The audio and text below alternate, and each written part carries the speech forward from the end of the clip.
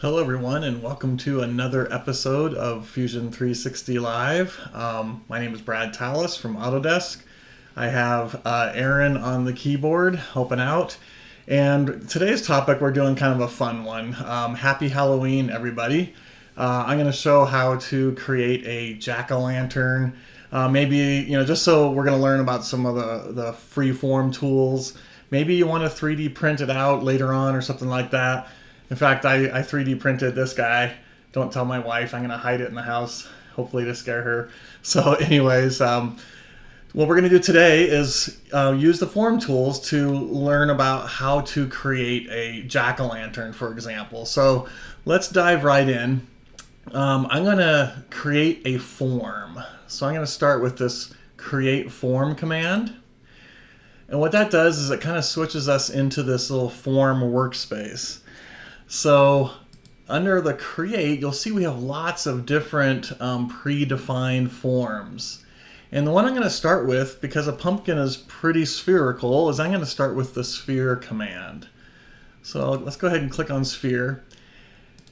And I know a lot of you like my tips and tricks. Today they're going to be tips and trick or treats for you. So we're going with the Halloween theme.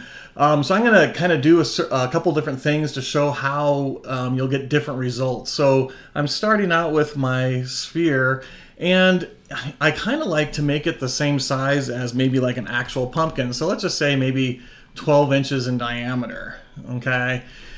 So you'll notice it has all of these longitude and latitude lines on that. Well, a pumpkin is pretty spherical, but it has these like ridges and stuff in it. And so I want to be able to edit those, make those ridges kind of stand out a little bit. And if I left it just like this, I'd have to move every individual line in here, and that could take quite some time. So under symmetry, you'll see we have something in here called circular. And what that does, you can kind of see these green lines appear. Now, I'm going to make a mistake to show you what would happen if I said okay. What this basically is saying is anything that happens on one side is going to happen in all of these other quadrants. So if I were to push this line in, you'll notice, let me change it to that guy. It'll basically just kind of change the whole shape, right? It's not giving me the result that I want, okay? So what I'm going to do instead is I'll use the sphere again. We'll say 12 for the diameter. Right here, the symmetric faces. Not a lot of people know about this tip. If I come in here and say 2, you'll notice that it adds those extra lines in there. In fact, if I were to say 3, for example, I now have 3 symmetric faces in each area. Well, let's just go with 2. And now what this is going to allow me to do is basically modify one of these lines, and it's going to modify it on all of these green lines, but it's going to leave the black ones alone. So for example, if I were to grab that edge and pull that out, you'll see that sure enough, it's leaving that line fairly alone. It's having to move it a little bit to keep G2 continuity. But you can kind of see how I'm only editing one and it's going all the way around. And so that's going to come into play here as we work. So that adding those longitudinal lines in the symmetry is really, really handy.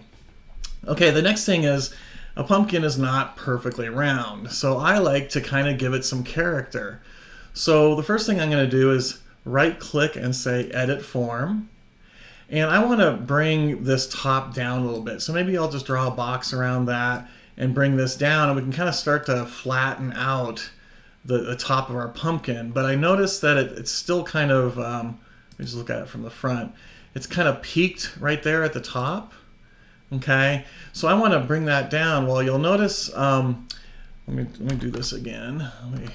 Sorry, I want to make sure. Yep, okay. So I'm going to look at it from the front. And I'm just going to go ahead and edit form. And instead of moving faces, I'm going to change this to vertex. And you'll notice I get all of these vertexes. And now it's not letting me select edges or faces, it's only allowing me to select vertexes. And that's what this selection filter is right here. You can see we've got vertexes, edges. So now it's only going to allow me to select edges and nothing else. Faces, now it's only going to allow me to select faces and nothing else, or all. And that's where it allows me to do vertexes, edges, or faces. So it's kind of a selection filter. So I'm going to grab these vertexes, and you'll notice, let me kind of rotate around a little bit. Because these all come to like one point, there is a vertex right there, but you see all these little red vertexes, and I actually like to grab those. Let's just select all of those. And I'm going to pull them down, and you can kind of see we're going to start to divot into the part now. So it's basically each of these vertexes is on each of these lines. So I'll go ahead and say okay. I kind of pulled that down a little bit. Let me do the edit form again. Maybe I'll grab these vertexes. Let's just pull those down just to kind of smooth the top, make it a little bit flatter. Maybe indent just a little bit. I'm not sure why I'm getting the... Let me make sure I'm in my front view. So let me actually redo. You'll notice I'm seeing a little hole right here. And I want to make sure I don't get that. So I'm going to, again, look at it from the side. Let's just see if, when I edit this, let me go ahead and select all of those. And I want to make sure I'm dragging like straight down a little bit. So I'll just do something like that. And let's see if it creates, yeah, see, basically, if I was off at an angle, it might have pulled it down at an angle. So I tend to, click on front view, top view, side view, etc. In fact, now what I'm going to do is, I don't want it to be perfectly flat across the top. So maybe I'll grab some faces, like I'll grab all these faces, and I'll just rotate. Oh, no, you'll see something interesting here. Watch what's happening. I'm rotating and I'm getting a really weird result, okay? And the reason for this is because of the symmetry. So it's trying to rotate these two faces, but that's symmetric over here. So I can't make that change quite yet. We'll get to that here in just a second. Let me change the bottom of my pumpkin. So let's do the vertexes. I'll grab all of those and kind of pull them up a little bit just to kind of give it a little bit of an indent, and then maybe grab all of those and bring them just to kind of simulate what a real pumpkin would look like. It's kind of flat on the bottom. It has a little bit of an indentation for it to kind of sit flat. And now we're starting to get kind of the shape of the pumpkin. Okay, the next thing I want to do is create those ridges. So I'm going to go ahead and select a couple of these lines. Now you'll notice I'm selecting them one at a time, okay? Because I don't want to grab all of them. Well, here's one of my tips I wanted to share with you. If you click on one edge and then hold down your shift key and double click the next edge, it actually selects that chain for you. So instead of having to do it one at a time, I had one selected and then I just double clicked the next line and it grabbed all of those lines in between. Okay, let me show you that. Like for example, this way I could click there, shift click over here. Now it's going to go all the way around because of the symmetry, but you can kind of see the blue line. It just went from the start to the end. So pretty cool tip. I use this all the time instead of having to click one edge at a time. Okay, now I'll come in and edit the form. Oops, sorry, I should have had edit form first. Let me select those guys and that guy there. And then what I want to do is basically just push this edge in. And so I'm kind of looking at it from the top. And you'll notice my arrows aren't pointing in the right direction. However, I do have this plane, which will let me just kind of slide this line in. So you can kind of see I can move and rotate it a little bit if I want to. But as I push that in, you can see how we're starting to deform the pumpkin a little bit.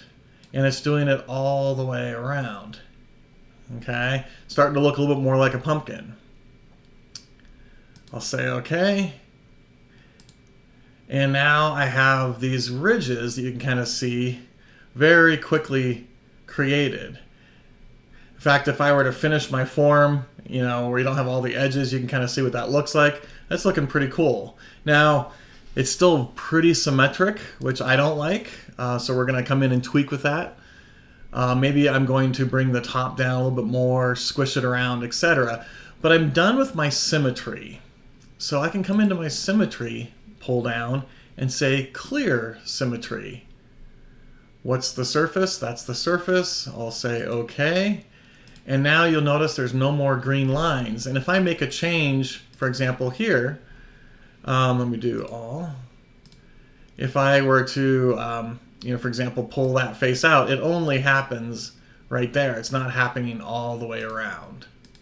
Okay? And you can turn the symmetry on and off as often as you want. As long as it's symmetric, it'll try and continue to create it symmetrically. Okay, so I mentioned I wanted to kind of angle maybe these top faces a little bit, so I'll grab those. Let me do all, like so. And I'm kind of looking at it from the front. So let's just rotate that up a little bit. You can kind of see how we're going to start to deform our pumpkin. So I don't want to go too crazy, maybe just at a slight angle, but I can grab and move all of these faces around.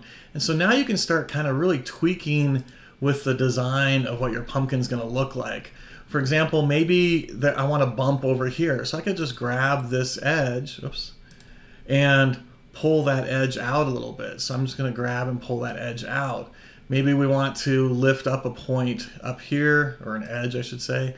I can add that and make it a little bit rounder there, so it kind of looks like a growth or something like that. Maybe over here, we'll just pull that face out a little bit. Now, I want to show you a cool tip. So I selected, let's go ahead and select maybe like this point. I'm going to just pull that point out, and you'll notice how it's affecting just a little region. So I'm grabbing that point. It's barely moving that point there. You can see it just barely moves. And as the more I pull out, it becomes more of a big bump, right? Well, here's a neat tip. We have this option in here called soft modification. And watch what this does. So I'm going to click that point, and then I'm going to turn on soft modification. And it's going to be kind of hard to see, but you'll see, because if I point, it kind of highlights it, but you'll see some red lines, some dark red lines, and some dark red points, and they kind of trail out to like these white points. So we go from dark red kind of to pink to white. Now what this is saying is go ahead and move this point, but also move the other points that are kind of in that selection. So you'll notice that this point is now moving a little bit more than it was before, and it's kind of keeping this to be more of a softer extrusion than a sharper extrusion.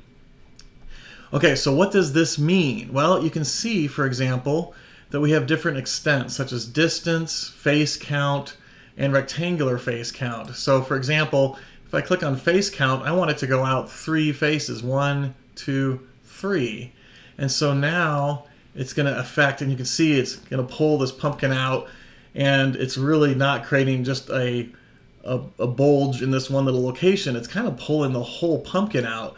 And again, the color kind of defines the intensity of how far it's going to move. So the dark red, it's moving the most. Pink, it's moving about halfway. And white, it's hardly moving at all. Okay? So I like to do the distance. And then you can also specify the distance right here. So for example, if I said 1, you'll see I get like nothing. Okay? I'll go 2. Let's go 3. Finally, you can see 3, because I don't have very many faces or edges. It's only affecting this small area. And if I pull on that, sure enough, it's pretty much only being affected right there. However, if I were to change that from 3 to like 9, you'll see that that affects a lot more. And as I pull this out, it's actually going to pull pretty much the whole side of the pumpkin, but not the top and not the other side, etc. So it's a really cool method to, finely tune or kind of grab a whole bunch of faces and make it stay nice and smooth. Okay, then we also have different transitions. Right now it's set to smooth, and you'll notice that it's going from kind of the red slowly to the white. If I came in here and said linear, you're going to see it's going to be more of a linear transition. And if I say bulge, it's going to affect a lot more, right? It pretty much stays mostly red. In fact, you can kind of see how it's pulling that whole pumpkin all the way out. So less of a fall off on that one. Okay, so I typically use the smooth. It kind of creates a nice smooth transition. And then you also have the ability to change the weight. How you can kind of see how I can change. So it's pretty much red right there, and it pretty quickly goes to white. If I were to drag this, you're going to see the color kind of fade in. So it's a pretty powerful tool. I really like this. I use the soft modification quite often. Okay. And I'm going to use that again. You'll see that as we do the stem, I'm actually going to use that soft modification. So I'm just going to come in here and tweak with the pumpkin a little bit. Maybe pull this edge out a little bit, just to kind of make things look a little bit different. Maybe we'll tuck that edge in, something like that. Okay. And again, I could kind of tweak with this as much as I want to create a realistic looking pumpkin. And when I say finish form, it kind of gives me an idea of what that's going to look like. Okay. So let's go back into here. And another tip that I use quite often is this utilities display mode. So watch what happens when I go to display mode. It gives me a couple different options: box display, control frame, or smooth. And by default, we're in smooth. But if I were to switch to box display, we can kind of see what this thing looks like, kind of in a boxy shape. And I can see that, this kind of sticks out a lot farther than I really wanted it to. So let's go ahead and maybe push that point back in a little bit, and maybe push this point in a little bit too, to kind of smooth things out. And this is a really quick way to visually see how things are going to look, kind of in a straight edged, kind of a boxy mode kind of a thing. So we can kind of see that would bulge out.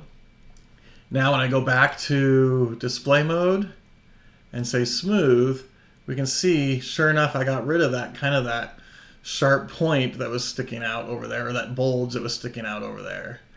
I can also do what's called a control frame. And so, for example, I can click, and it's kind of hard to see, but instead of grabbing an edge of the pumpkin, I'm actually clicking on the frame of the pumpkin.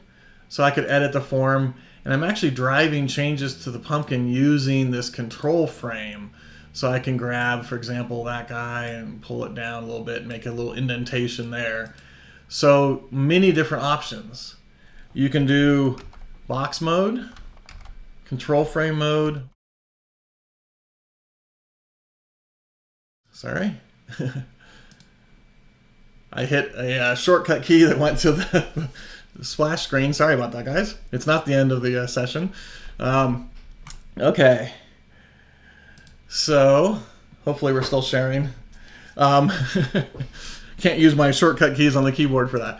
Okay, so now I have the pumpkin kind of the way I want. It's not perfectly symmetrical. It's not perfectly round. I've kind of indented some stuff. I've pulled some lines and edges out, and I could keep doing this. I might even use, for example, an actual picture of a pumpkin as reference or something to help out. Thank you, Aaron, for letting me know that things are good. Okay, so I'm going to go ahead and finish the form. And if I expand open my bodies, we can see that sure enough, that is an actual body. So for example, if I were to section this, so I'm going to say section analysis, and let's just section it through the front, we can see that this is a solid shape, watertight shape. Now I want to simulate it to be like an actual pumpkin.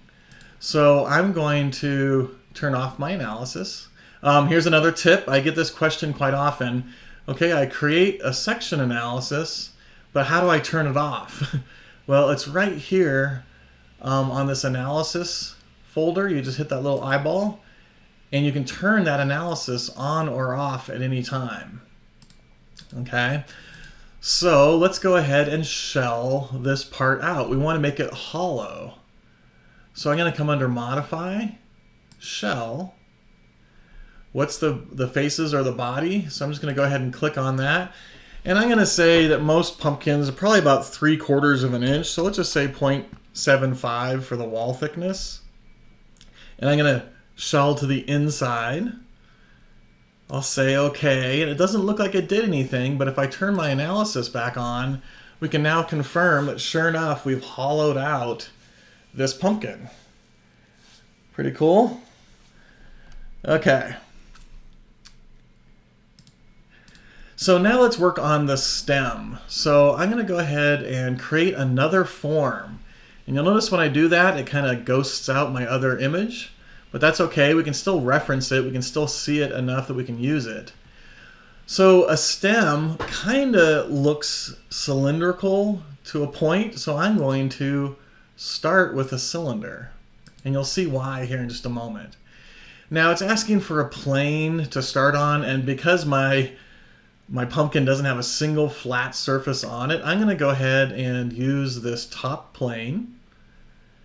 And let's just look at it from the top. And I'm going to use my existing pumpkin kind of as a reference for the size of the stem. So it looks like right around here is pretty good. I'll look at it from the side or from the front. Let's just drag that stem up a little bit. Now obviously it's in the wrong spot, but we'll fix that here in a little bit. Now you'll notice it also has the green lines, and it also has these symmetric faces. So by default, it'll be set to 1. But it remembered the last thing that we did. We had circular symmetry, and we had 2 symmetric faces, so it remembered that for us, which is pretty cool. So I'm going to go ahead and leave that circular, and I'm going to leave that symmetric. We'll say OK. And then let's position this in the right spot. So I'm going to expand open the body, say move, and let's just drag this guy up a little bit. Now it looks a little big, so I'm going to just double click on everything and edit form and scale this down. I'm just going to scale it down a little bit, something like maybe like that, for example. Okay. So the next thing I want to do is the stem has these kind of cool little grooves in it, and that would be difficult to kind of try and model and stuff like that. But using the symmetry, I can come in here, for example, I double clicked on that one edge, so it selected the whole edge, the whole loop. I'll edit that form, and kind of looking at from the top, I'm just going to drag this in, and you're going to see it's going to start to kind of create that groovy type shape there. So you can kind of see how the farther I go, the more star shaped we get. So I want to go maybe something like that, for example, and I'll say okay. Now I'm pretty much done with the symmetry, so I'll come in and clear my symmetry on that guy, say okay, and now you'll see those green lines are gone. And what I can do now is start to make this look more like a stem. Well, a pumpkin stem starts out kind of wide at the bottom and narrows down at the tip of it, basically. So I'm going to double click. In fact, let me kind of zoom up so you can see. I'm just going to click one edge. I'm going to double click it. It selects the whole chain. Then I can come in and say edit form. And what I want to do is I want to change the scale of it. So if I were to say scale right now, watch what happens. It only does this top little region. Well, I want to kind of do the whole thing going from small to large. So again, this is where the soft modification really comes in. I'm going to go ahead and click on that. I'm going to do a linear, and let me undo. So let me start over. I'll click this edge. I'll do a soft modification. We'll do linear, and you can see it's red pretty much the whole way. So I'm going to make this smaller. Let's try 4. Yeah, let's go a little bit larger than that. Let's try 6, and that looks pretty good.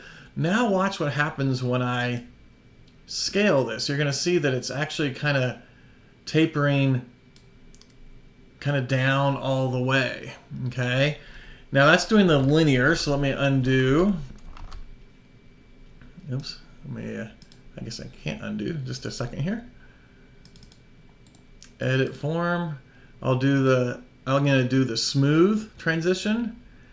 And let's do maybe like 6, for example. Oh, that's probably why. It remembered my weight. That's what was kicking me. Okay, so now you'll see, there we go. I'm getting more of a transition, a linear transition there. And that's what I want in this case. Okay, now, again, I can play around with how far I want this to change. I could also do, a linear transition, and that's going to, kind of keep it more pointed like so. So that looks pretty good right there. I'll say okay.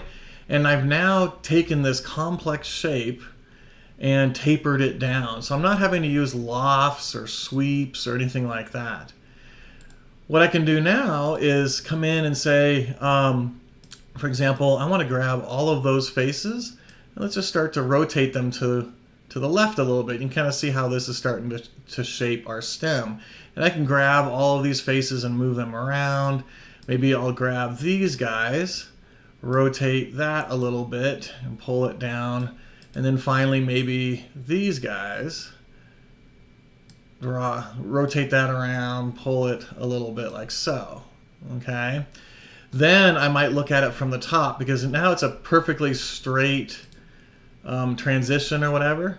Well, maybe now I'll come in here and say, well, let's rotate those to the side a little bit and pull them over. And so I can come in and basically add some organic shape to this just by twisting and rotating and all this kind of stuff. It's pretty cool. Maybe we pull this over. Again, we want it to not look like a CAD result. We want it to look like an actual organic shape. So you can kind of see how it's twisting around as we're doing this. Okay. Then I'll show you a neat little tip here. So I'm going to double click on that edge. I don't want this to be open. So I'm going to right mouse click, and it shows me the commands that make sense for what I've selected. I could insert an edge, I could bevel it, but you'll notice one of these says fill hole. So I'm going to say fill hole, and it gives me some options here. Okay, so we have reduced star. It kind of fills in those shapes, but it kind of creates some weird ridges and stuff like that. We have fill star, which basically just kind of caps everything off. And then we have collapse, which gives us, that result there, for example. In this case, I'm going to say fill star because we just kind of want it capped off.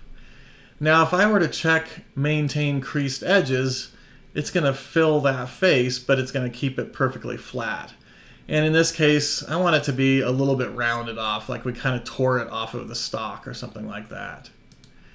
But down here, let's do this one a little bit differently. I'll say fill hole. We'll do the fill star, but let's go ahead and maintain the creased edges. We want to kind of keep that flat. I'll say okay.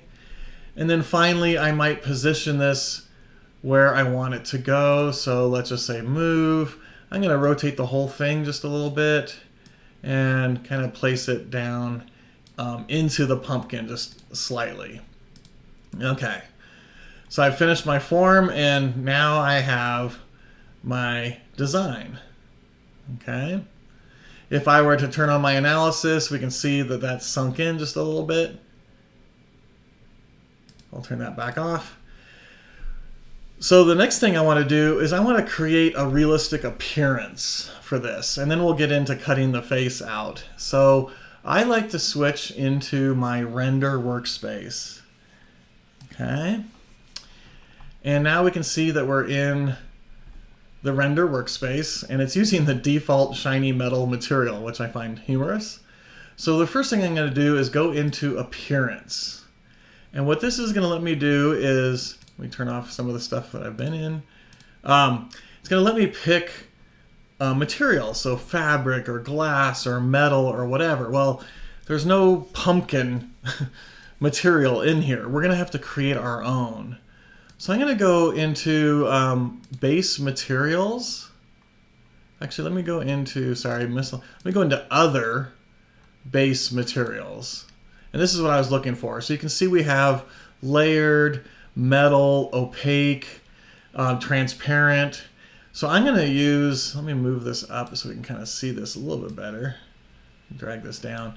I'm going to use this opaque material. So I'm just going to drag and drop that onto the pumpkin. And you can see it's kind of a gray right now. I'll right click on it and say edit. And one of the first things I'm going to do is let's make it look more like a pumpkin. So I'm going to drag kind of to the orange. And as you see, as I drag in here, I can kind of pick which color I want that to be. Again, depending on how far over, you can make it look like a tomato or an apple, whatever.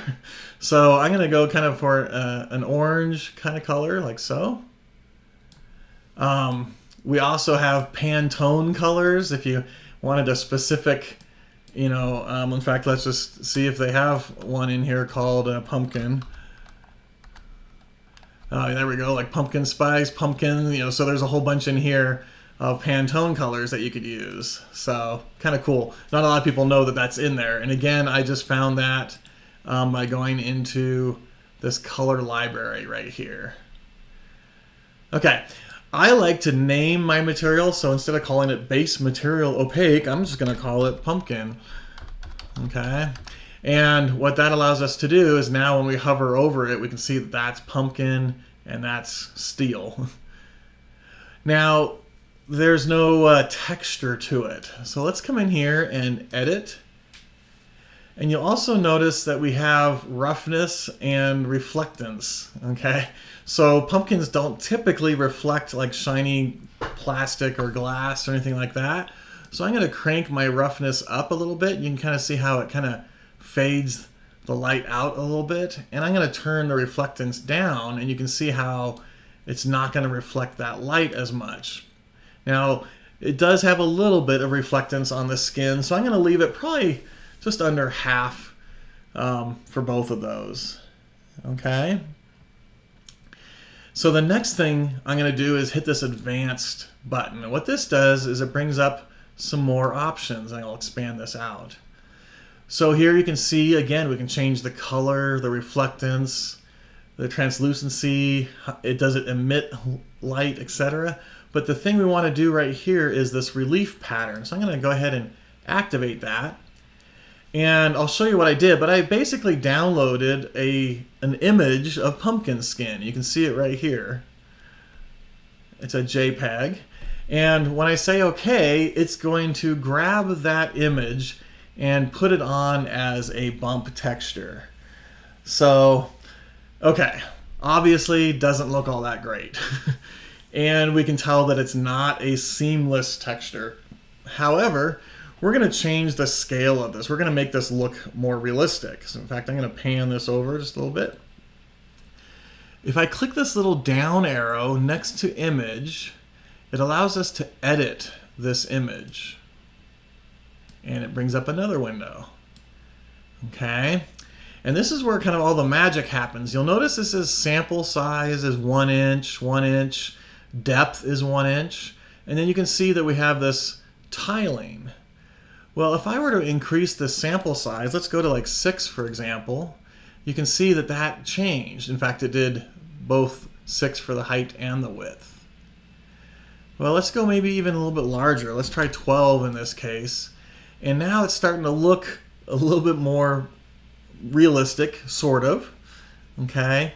This height, or I'm sorry, this depth allows you to define how deep does this texture go, okay?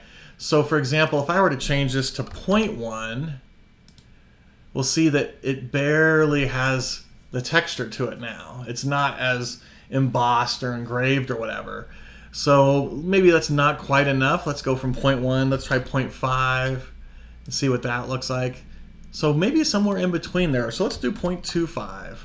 And see what that looks like. And that gives us a little bit of better texture, but to me it looks like it's going the wrong way. So I'm going to leave this alone for now. We might come back to this in a moment. and I'll say apply, and I'll say close. So why is this going the wrong way? Well, that has to do with this texture map controls. What this allows you to do is kind of specify which direction does grain go. For example, wood grain, or marble, or pumpkin, whatever. So I'm going to click on texture map controls, and I'll select on our pumpkin, and it says right now it's using automatic. So it doesn't really know which one should it use. Does it use cylindrical, planar, spherical, etc. So you can see it's set to automatic. Well, this is a pretty spherical shape, sort of a cylindrical shape, so I might try both of these. So I'm going to go ahead and say spherical, and you'll notice that it's asking for an axis, and I can click on this vertical axis here, and now we can see that the grain is kind of going the right direction. You can kind of think of it almost like wrapping paper, wrapping that image around a sphere. Okay? If I had said planar, for example, you'll see how awful that looks, because it's trying to wrap it on a flat plane, and then it's basically stretching it around. So obviously planar is not good. Box could potentially work, but it's basically putting the image on a box shape. We tried spherical, and then we also have cylindrical, which I think would work in this case, but I'm going to switch it back to spherical. But we see this weird line right across here, and again, that's probably where the image is tiled. But I can grab this arrow and drag it up, and sure enough, as I do that, you can kind of see how it's taking this wrapping paper and wrapping it around a spherical shape. And this is a very visual representation of what we're doing there. So I'm just going to drag that arrow up until we get something that looks like that. Okay, much more realistic looking, I think. Starting to look like a pumpkin. I'll do the same thing for the stem. Let's just go in here. In fact, I kind of like what this image looks like. It'll probably look good on the stem. So I'm going to right click on this guy and say duplicate or duplicate. And it looks like it did the exact same thing. So there's pumpkin and there's pumpkin 1. So let's edit that. Let's change the name to stem. And I want kind of a dark green for the stem. Now, I haven't applied it to this stem yet, so you can't really see anything. So let's go ahead and drag it onto there, and we can see what that looks like. And sure enough, you can kind of see the texture. Almost looks like a pickle. A little bit too bright green for my taste, so I'm going to go back and edit that. Maybe drag it down a little bit more to be a little bit darker. I can change the scale of the texture, so you can kind of see. I can make it really rough, kind of large there, or I can drag this down and we can kind of see, make it a little bit more defined to this particular size of this part.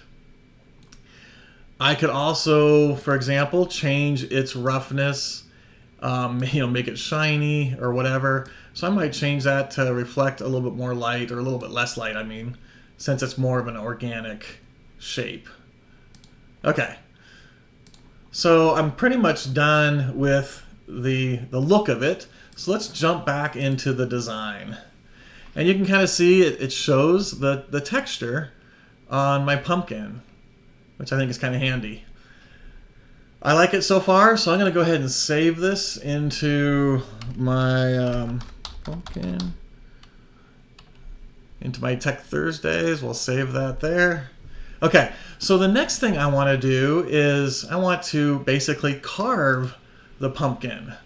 So to do that, I need to bring in an image that will help me out, and I need to have a plane to put that image on. So I'm going to create an offset plane, and I'm just going to go ahead and offset this front plane, and I'm going to look at it kind of from the top because I don't need it to go too far away. I just want it to go in front of the pumpkin a little bit, like so. I'll say okay, and I now have this plane that's kind of floating out in front of our pumpkin. What I can do now is insert a canvas, and you can kind of see by the image or the thumbnail that pops up, this allows you to bring in a digital picture, a napkin sketch, or whatever, and apply it to that plane. So I'm going to say canvas onto that plane. And what I did is I just went out to Google and I just did a search for jack-o'-lantern faces, and you can see all the different ones that come up. And I just grabbed one of these and saved it. So for example, I'll click on that guy there, save image as, right? And I could save that image into my downloads and call it good. Okay. And I did the same thing for that pumpkin texture. I just did a search for pumpkin texture, and you can kind of see all of the different textures. In fact, I think this is the one that I used.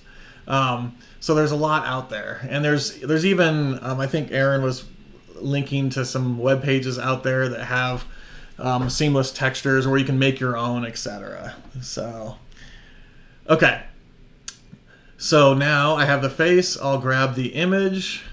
So there's the one I just downloaded. I'll use this one. This is the one I kind of showed in the, well, actually, you know what? I'll do that one. That one looks fun. I'll say open, and you can see that it's going to put it on that plane. Okay. Now I have some control over this. I can flip it horizontal if I want to. I can flip it vertical if I need to. And then I can change the scale. So what I typically do is I look straight at the front, and I scale this up and kind of position it where I want it to be. So I'm just going to kind of drag that and put it like so. It's kind of where I want it. I can change the opacity of this if I need to. So I'll just, drag this down, something like this. Say OK. And all we've done is basically put a canvas that we're going to use. So now I can create a sketch. Zoom up on this a little bit. I'll do the easy stuff now. Again, I'm not going to worry about is this exact. I'm just kind of using this image as a reference. So I'm just getting fairly close. I'm not going to be concerned, is this a fully constrained sketch? We're not going to dimension anything. It's literally just for creating, an image like so. Like so. Okay, and then how am I going to do this curve here? So I'm probably going to use the spline command. So I go ahead and click. I'm just going to click a couple points that kind of define the shape of the mouth. And I'm going to do this as two separate splines, because if I started to curve around, you'll see that it's going to want to round that corner off. And I kind of want to keep it sharp, like we've used a knife to cut this particular shape. So I'm just going to, again, click a couple points, like so. With splines, typically less is better. If you go too many points, it's harder to control. I could come in and move these around if I wanted to, but like I said, it's just to get close. And then for these shapes, I'm actually going to cheat. I'm going to use the rectangle, but I'm going to use the 3-point rectangle. So maybe I'll click one point here. I'll click another point there, and then I'm just going to drag up. And again, I don't really care if it's exactly correct. I'm just kind of getting the position of the teeth because I kind of like what that looked like. So I'm just going to grab one point, grab a second point, and drag down. Now, if I wanted to, I could come in here and, change the size of these. I could get rid of that these have to be parallel and all kind of stuff. But again, I'm going to just say finish sketch. I now have a sketch that I can use. So I'm going to grab these profiles. I didn't worry about trimming any lines or anything like that. We'll say extrude. Start to drag in, and you can see that we're now cutting into our pumpkin using the cut command. This is so much faster than actually having to physically carve a pumpkin, and it's less messy. Okay, so there's our pumpkin face, like so. Okay. Now, for fun, I want to create a realistic rendering, and I want to pretend that there's a light in there. Now, to save time, I'm not going to cut the top off. You could create another sketch and do your zigzag pattern and split the body. Maybe I'll do that if we have time at the end. But what I'm going to do now is I'm just going to create a small candle. And to do that, I'm just going to use a cylinder, almost like one of those little tea tea candles. Let me turn off the body real quick, like so. And I'll do this top face. And a tea candle is about 1.5 inches or whatever in diameter, 1.75 inches, let's just say. And I'm just going to leave it like that. Okay. So all I did was create this cylinder. And I'm going to move it into the correct location. Now, again, I like to let Fusion do the hard work for me. I don't know how far I need to move it. Let's turn on our analysis, and I can start to drag this down. And I can very visually see when I'm down near the bottom. In fact, I could even indent this if I wanted to. But try imagining doing that like this. You really don't know how far down you need to go. And I could rotate and stuff like that, but that doesn't help me. I love the fact that I can turn on my analysis and drag it down to the correct height. So let's just do something like that. Say, okay, turn off our analysis, and now that candle's right in the center, right where it needs to be. Okay. Okay, so I'm going to go ahead and switch to the render workspace. And now you can see our pumpkins looking pretty cool. It's kind of perspective mode. We see the candle in there. We see the texture. We got the green stem, etc. And what's really cool is I can go back and edit this green stem. I can make it wider at the bottom and stuff like that. That's what's so cool about the freeform design. But what I want to do now is create a realistic rendering. I want this candle to glow. So for example, if I were to just hit render right now, here's a trick. Hopefully you know this trick. You notice how fast it's rendering? That's because of this little render options. And I've limited my resolution. I've cranked it way down. If it was set to 100, it's going to sit here and render, and it takes a long time. But I always crank this down when I start messing with my lighting, my shadows, backgrounds, etc. And I can kind of see, I can sort of see the texture, but we can see that it's really dark inside the pumpkin. Okay? So I'm going to add another material. And under other, under miscellaneous, I apologize, we have this emissive. And it's broken down, it's also in other, but the other is more like the LCD screens. This emissive is your light bulbs. So you can kind of see we've got frosted bulbs, we've got LED bulbs, colored, etc. So I'm just going to grab this LED right here. I'm just going to drag and drop it onto that candle. Now what this is going to do is it's going to emit light in all directions. Okay. If I wanted to, let me undo that. I could come in here and say faces and drag it to that one face, and now it's only going to emit light straight up. But I kind of want it to bounce all the way around and all that kind of stuff, so I'm going to just assign it to the whole thing. So I'm going to say bodies. I'll drag that to that body and say close. So here is why I highly recommend cranking this to the lowest 20%. Because when I hit render now, we can kind of see what this is going to look like. And sure enough, it's got some light going on. We can kind of see some reflection, etc. And maybe I want to edit that material. So this LED, I could come in and edit this guy, and we can see the luminance. And watch what happens when I crank this up. It's going to re-render, but you're going to see that it's actually going to increase the amount of light inside of the pumpkin. If I were to crank this way down, you're going to have hardly any light, and if I just barely start to bring that up, you can kind of see how that works. So I'm going to crank that pretty far up because I want it to illuminate as much as possible.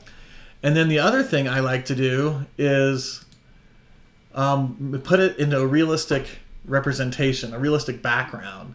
So, for example, I might come in here and crank the ambient light down. Well, as I'm doing this, you'll notice that the background is still staying gray, but the pumpkin's getting darker. And I like to put a realistic background in. So let's do that real quick. And that's as simple as, in fact, you can kind of see when I stop the rendering, you can kind of see what this ambient light really does. It's how much light is in the room, basically. So we're going to come back to that here in just a moment. I'm going to switch back to my design workspace. And I'm just going to create a big, huge box. So I'll say box on that face there. And I'm going to zoom kind of way out. And, oops, sorry, create a box. I always think it's centered, but it's point to point. So I'm just going to do a large box, something kind of like this. Now it's slicing through the middle of it, so it thinks it wants to cut. I want this to be a new body. There it is. And I'm just going to move it back behind the pumpkin. So this is basically just a backdrop. So I'm just going to do something kind of like that. Okay. Big, huge wall. We'll switch back into my render workspace. And let's just zoom up on this guy. Now I can come in and add a decal to this big backdrop. And I've already done this. I'll show you the image. I went out and I did a search for like Halloween backgrounds. And so you can kind of see, this one's pretty cool. It's got like this moon with clouds and some branches. So I'm going to go ahead and say open and apply that as a decal. And you can see how it came in. So let's rotate that the right direction. I can flip it horizontal or vertical. You can see all the options you have there.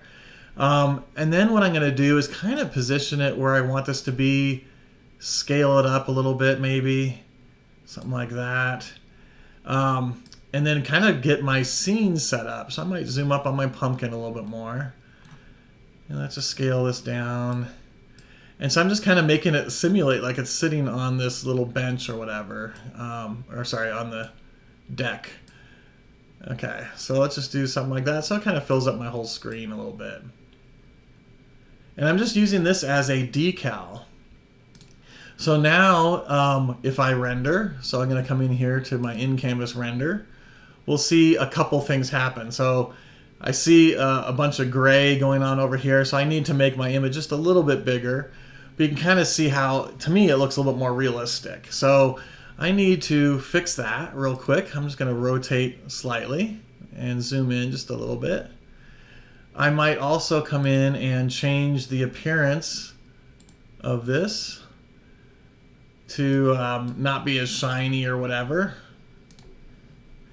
And then finally I'll come in and set my resolution. Let's go ahead and render, and let's just check out the ambient lighting. So I can kind of see how well lit my pumpkin is. And if I came in here, I could either decrease to make it a little bit darker, moody type background or whatever.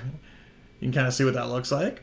Or if I were to increase it, you're going to see that it's going to make it much brighter, which I don't think looks as good. So I kind of come in here and just kind of mess with what I think is, you know, a good middle of the road kind of a thing. And let's just call it right there. And then finally, when I'm happy with what it looks like, I could crank this all the way up, and it's going to do a full-blown, really nice render. Okay. So I'll let that render. Now I'm doing an in-canvas render. I'm going to go ahead and cancel that. I would probably tend to do a local render or a cloud render. So if I do a local render, I can go ahead and say render, and it's going to create a nice rendering of that. It's not going to tie up my machine. I can go back and edit my design or whatever and create other renders. So you can kind of see how it's thinking about that and rendering that for me. Okay, let me go back to my design. And like I mentioned before, I can turn a lot of these off. Oops. Now, because I have that big background, you can kind of see how it highlights it. But I could come in and edit the form for that stem at any time. I could come in and change the scale of this. So, for example, I'll just drag that to be bigger, and we can make it flare out more at the bottom. So maybe after I've done my render or something like that, I want it to see what it looks like so. Okay.